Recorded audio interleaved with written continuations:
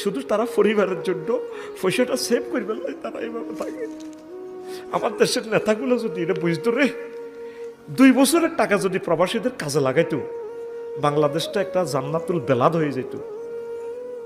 কষ্ট করে এগুলো তো বলতেন না 12 তারিখের পর ফেব্রুয়ারি, কল্লাটা থাকতো না আমার।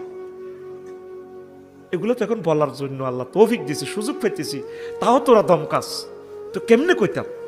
বেকারগুলা ঘরে ঘরে বেকার সৃষ্টি হচ্ছে। বেকারগুলোর হাতে চাকরি না দিলে দেশটা তো অস্থিতিশীল করে ফেলবে। ছেলেপেলেগুলো মাস্টার ডিগ্রি পাস করলে চাকরি বাকরি দরকার, বিয়ে শাদী করবে। কারণ এই ছেলেগুলো বেকারেরা তো আন্দোলন করে। তোরা বোঝাচ্ছ সিস্টেমটা? যার কাজ আছে এতে টেয়া দিলে তো আন্দোলনও যাইত না। দেশটা সামনে নির্বাচনের পর কত মহাসংকটের দিকে যাইতেছে। লেখি রাখ, আমি আফসারি বলতেছি, রাষ্ট্রবিজ্ঞানকে নকল করেই ফেলছি। আমরা তো জিনিসগুলো দেখতে পাচ্ছি। আমরা তো তোদেরকে কোরআনের আলোকে এগুলা করতেছি। যদি একটা কলকারখানা দেয় তাহলে 1 লাখ লোকের কর্মসংস্থান সৃষ্টি হবে। যদি একটা ব্রিক ফিল্ড দেয় 500 লোকের ব্যবস্থা হয়ে যাবে। কেউ একটা ফার্ম দিল, তাহলে বিদেশ থেকে আমরা ডিম আমদানি করা লাগলো না, দেশের টাকা দেশে রইল।